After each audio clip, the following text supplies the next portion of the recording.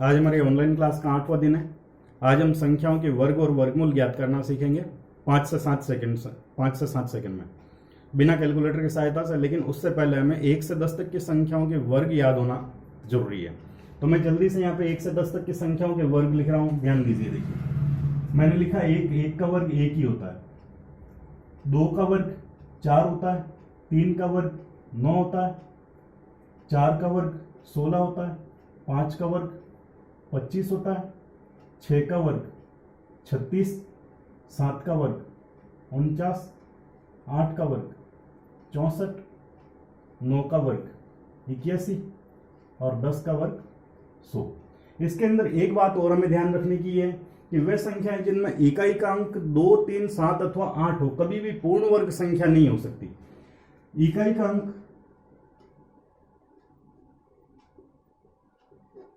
किन्हीं संख्याओं में, किन्हीं पूर्ण वर्ग संख्याओं में 2, 3, 7 अथवा 8, इकाई का अंक 2, 3, 7 अथवा 8 कभी भी पूर्ण वर्ग संख्या में नहीं होगा।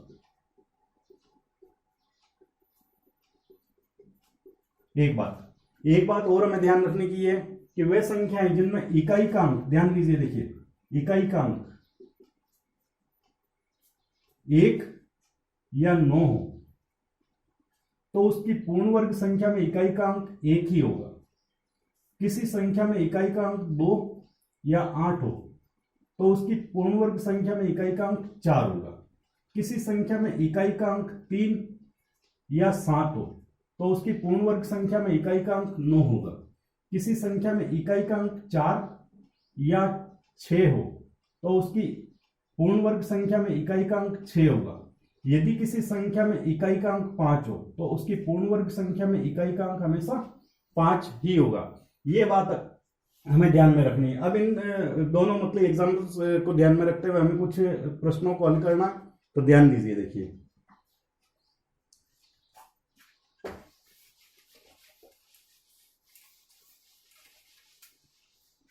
एक एग्जांपल ले रहा हूं। यहाँ पे मान लीजिए दे रखा अपने पास में 576 करना क्या है हमको। इसके अंदर इकाई के अंक की तरफ से हमने 2 का जोड़ा बनाया। अब इस पूर्ण वर्ग संख्या के अंदर इकाई का अंक 6 दे रखा है। तो अभी हमने देखा कि यदि किसी पूर्ण वर्ग संख्या में इकाई का अंक 6 हो तो उसकी वर्गमूल संख्या में इकाई का अंक या तो 4 होगा और या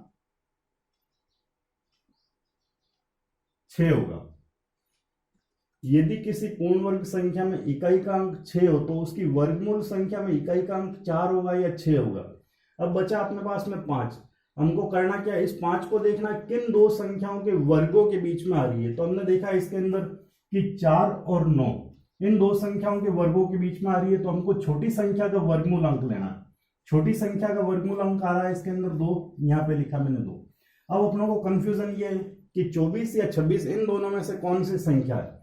तो हमें करना क्या है, इस अंक से जस्ट अगली संख्या से गुणा करना है। 2 × 3, 2 लिखा था, 2 से अगली संख्या हो गई 3। आंसर आ रहा है इसका 6। अब हमें देखना है कि ये संख्या 6 इस अंक से छोटी है या बड़ी है। अगर ये संख्या छोटी है तो हम छोटी वाली संख्या को लेंगे। तो मैंने लिखा इसके अंदर 5, क्योंकि 6 से छोटा है तो 24 इसका सही उत्तर हो गया। छोटी संख्या ले ली। एक एग्जांपल और देख लेते हैं। मान लीजिए कोई संख्या दे रखी है अपने पास में 1024। क्या किया मैंने, इकाई का अंक की तरफ से 2 का जोड़ा बनाया। इकाई का अंक दे रखा है इसमें 4। तो हम जानते हैं कि किसी पूर्ण वर्ग संख्या में इकाई का अंक 4 हो तो उसकी वर्गमूल संख्या में या तो इकाई का अंक आएगा 2 और या फिर इकाई का अंक आएगा 8। अब करना क्या है, 10 बचा। 10 को देखा हमने कि किन दो पूर्ण वर्ग संख्याओं के बीच में आ रही है। तो 9 और 16 इनमें से छोटी संख्या का वर्गमूल अंक, छोटी संख्या 9 का वर्गमूल अंक लिया हमने 3। यहाँ पे लिखा मैंने 3 और यहाँ पे लिखा 3। अब दो संख्या अपने पास में 32 और 38। अपनों को इसके अंदर सेलेक्ट करना है कि दोनों में से सही कौन सी है। तो हमने क्या किया, जो अंक लिया इससे जस्ट बड़ी संख्या, इससे बड़ी संख्या से हमने मल्टीप्लाई किया इसको। 3 × 4 12। अब क्योंकि ये 10 इस 12 से छोटा है तो हमको छोटी संख्या लेनी है। इसका मतलब 32 इस संख्या का वर्गमूल हो गया। मान लीजिए यहाँ पे 12 से बड़ी कोई संख्या आती, मान लीजिए 14 आ जाता है या 15 आ जाता, कुछ भी आ जाता, तो हम बड़ी वाली संख्या को लेते हैं। एक दो एग्जाम्पल और ले लेते हैं।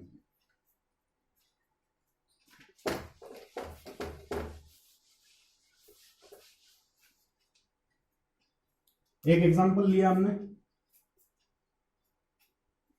15,625, इकाई के अंक की तरफ से 2 का जोड़ा बनाया हमने।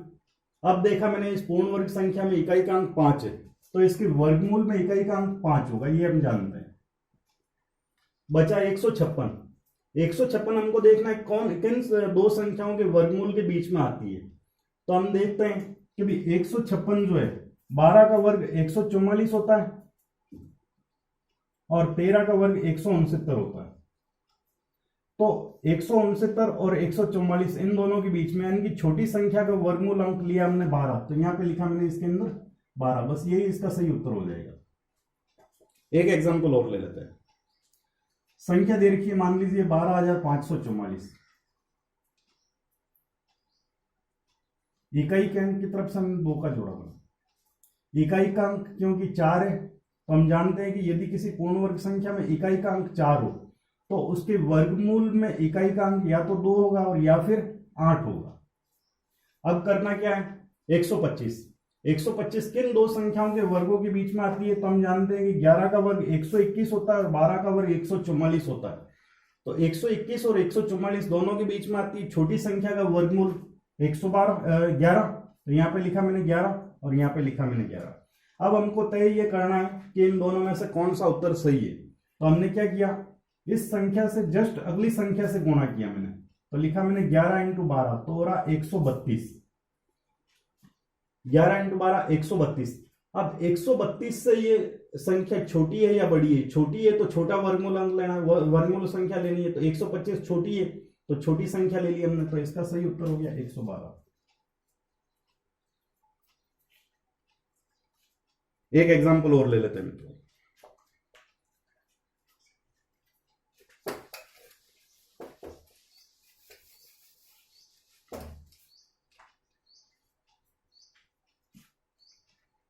एक एग्जांपल लिया मैंने 12,769, 69। इस पूर्ण वर्ग संख्या में इकाई का अंक 9 है, तो हम जानते हैं किसी संख्या में इकाई का अंक, किसी पूर्ण वर्ग संख्या में इकाई का अंक 9 हो तो उसकी वर्गमूल संख्या में इकाई का अंक या तो 3 होगा और या फिर 7 होगा। अब करना क्या है, 127 किन दो पूर्ण वर्ग संख्याओं के बीच में आ रही है, 121 और 144। तो छोटी संख्या का वर्गमूल अंक, छोटी संख्या 121 का वर्गमूल संख्या होगी 11, तो लिखा 113 या 117। इन दो में से हमको सेलेक्ट करना है। अब क्या करना है, इस संख्या से जस्ट बड़ी संख्या से मल्टीप्लाई किया मैंने, 11 × 12 तो आ रहा 132। 132 से छोटी ये संख्या 127, तो इसलिए हम छोटी संख्या को काम में लेते हैं, तो इसका सही उत्तर हो जाएगा 113। बस ये इसका सही उत्तर हो गया। तो आज के वीडियो में इतना ही। Thank you.